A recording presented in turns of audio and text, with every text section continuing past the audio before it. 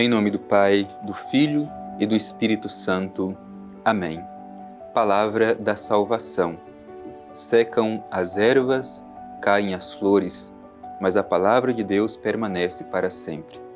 Por isso, meu irmão e minha irmã, que precisamos cultivar este hábito necessário de todos os dias fazer a leitura, a escuta atenta da palavra de Deus, procurar refletir, compreender qual é a mensagem do Senhor para a nossa vida. Este programa deseja ser um momento oportuno para a nossa reflexão sobre a palavra de Deus, de modo que nos ajude a viver melhor a nossa vida de fé.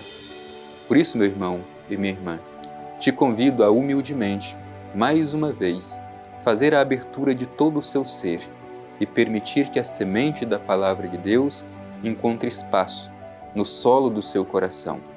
Vamos escutar com atenção a palavra que hoje o Senhor dirige ao nosso coração.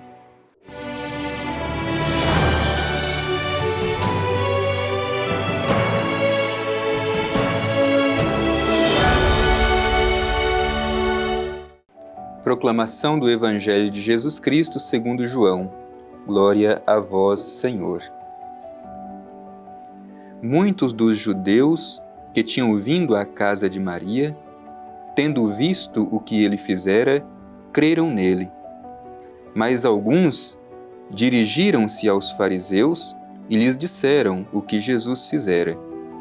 Então o chefe dos sacerdotes e os fariseus reuniram o conselho e disseram: que faremos? Esse homem realiza muitos sinais. Se o deixarmos assim, todos crerão nele e os romanos virão, destruindo o nosso lugar santo e a nação. Um deles, porém, Caifás, que era sumo sacerdote naquele ano, disse-lhes: vós nada entendeis. Não compreendeis que é de vosso interesse que um só homem morra pelo povo e não pereça a nação toda? Não dizia isso por si mesmo, mas sendo sumo sacerdote naquele ano, profetizou que Jesus morreria pela nação, e não só pela nação, mas também para congregar na unidade todos os filhos de Deus dispersos. Então, a partir desse dia, resolveram matá-lo. Jesus, por isso, não andava em público entre os judeus, mas retirou-se para a região próxima do deserto, para a cidade chamada Efraim, e aí permaneceu com seus discípulos. Palavra da salvação. Glória a vós, Senhor. Meu irmão e minha irmã, estamos diante de uma página bonita do Evangelho de São João, que mostra realmente qual é o destino do Filho amado do Pai Eterno. Seu destino será a condenação pelo bem que ele realiza em favor das pessoas. Muitos o aderem pela fé, outros, ao contrário, preferem condená-lo à morte por não admitir os sinais que ele realiza. E nós, diante de Jesus, como reagimos? O acolhemos pela fé ou ainda hoje o condenamos com nossas atitudes? O Evangelho que nós ouvimos hoje é importante contextualizar. Nós estamos terminando este período bonito de preparação para celebrar o mistério pascal, o período da Quaresma. Já estamos quase no fim da Quaresma, terminando a Semana das Dores. Amanhã já é Domingo de Ramos. Jesus entra em Jerusalém e por isso este conflito com os inimigos de Jesus se torna agora evidente. O trecho que nós ouvimos é logo após a ressurreição de Lázaro, o amigo de Jesus, em Betânia.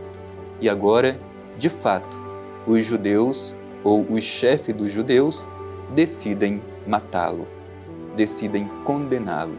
Vamos refletir bem este Evangelho, porque ele nos ajuda a entrar com o coração aberto na Semana Santa que se aproxima. O Evangelho começa dizendo que muitos dos judeus que tinham vindo à casa de Maria, a irmã de Lázaro, tendo visto o que ele fizera, creram nele. Portanto, um grupo de pessoas se abriram para acolher Jesus pela fé, vendo aquele sinal que ele realizou em favor de Lázaro, que já estava morto há 4 dias, mas Jesus, movido de compaixão e de misericórdia, o ressuscitou. E diante disso, muitos creram nele. Por outro lado, existe um outro grupo. Se tem um grupo que acreditou, que creu em Jesus, tem um outro grupo com atitude totalmente oposta. Veja o que diz o Evangelho. Alguns dirigiram-se aos fariseus e lhes disseram o que Jesus fizera, não no sentido de levar uma notícia boa, mas no sentido de provocar os chefes dos judeus a tomar alguma atitude contra as ações boas que Jesus estava realizando e que causava admiração e adesão de fé por parte de muitos. Então os chefes dos sacerdotes e os fariseus reuniram o conselho e disseram: que faremos? Esse homem realiza muitos sinais. Ora, em vez de se alegrarem com os sinais maravilhosos que Jesus realizava em nome de Deus, eles preferem tramar contra Jesus. Tomemos cuidado nós também, meu irmão e minha irmã. Muitas vezes a gente se coloca contra o projeto de Deus simplesmente por não admitir que Deus age em outras pessoas. É preciso que tenhamos o coração aberto e que saibamos reconhecer o bem que o outro realiza em nome de Deus e não tramar contra ele. O Evangelho nos apresenta justamente essa dimensão bonita e continua essa trama dos chefes dos judeus. Se o deixarmos assim, todos crerão nele e os romanos virão destruindo o nosso lugar santo e a nação. E aí a figura do sumo sacerdote Caifás com esta expressão que a gente pode entender pelo menos de 2 formas.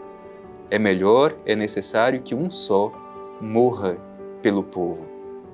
É melhor, é necessário que um só morra pelo povo. É isso que diz Caifás diante daqueles que apresentam essa situação de Jesus. Vós nada entendeis, não compreendeis que é de vosso interesse que um só homem morra pelo povo e não pereça a nação toda? É claro que aqui Caifás, o próprio Evangelho diz que não falou isso por si mesmo, mas foi uma forma de profecia. Deus utiliza até mesmo os inimigos para profetizar qual é o verdadeiro fim e a missão de Jesus, que é salvar toda a nação.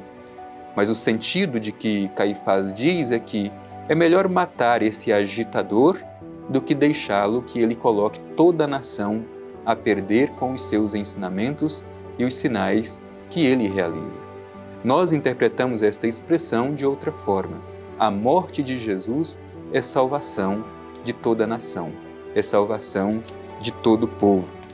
Por isso, nós já somos, de certa forma, colocados dentro deste mistério da paixão de Jesus.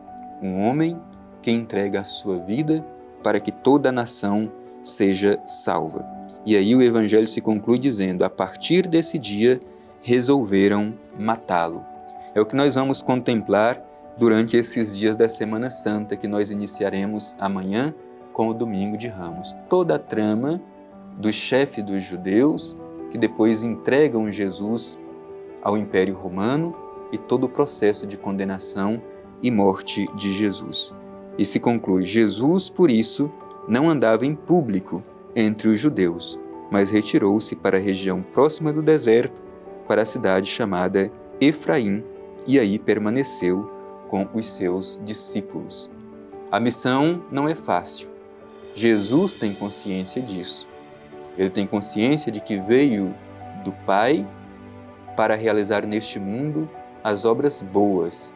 Ele persistiu até o fim, mesmo tendo a consciência de que, por causa da sua fidelidade, seria entregue nas mãos dos homens, sofreria uma condenação dura e deveria morrer, entregar a sua vida numa cruz, um tipo de morte reservada para os piores bandidos.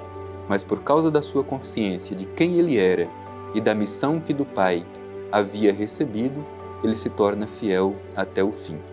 Permanece como fugitivo, como bandido, perseguido, mas jamais abre mão da missão que o Pai o confiou. Por isso, à luz deste Evangelho, renovemos também o nosso encorajamento, a nossa esperança e o nosso desejo de permanecer fiéis até o fim ao projeto do Pai Eterno, sem permitir que nenhuma ameaça nos faça desistir.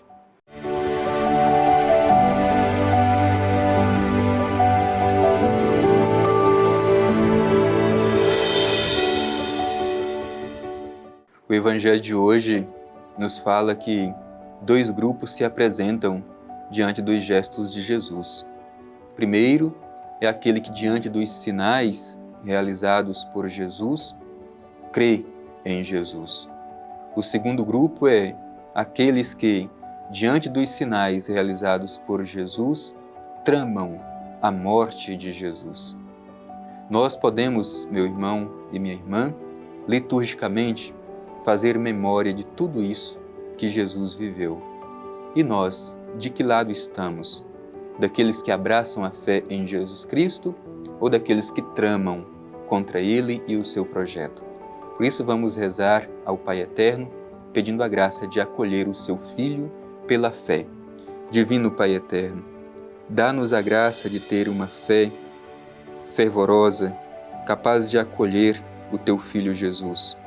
Ajuda-nos com a luz do Teu Espírito a seguir sempre os Seus passos, até as últimas consequências, mas com a consciência de que com Jesus atravessaremos todas as dificuldades e realizaremos o projeto que Tu nos confiaste.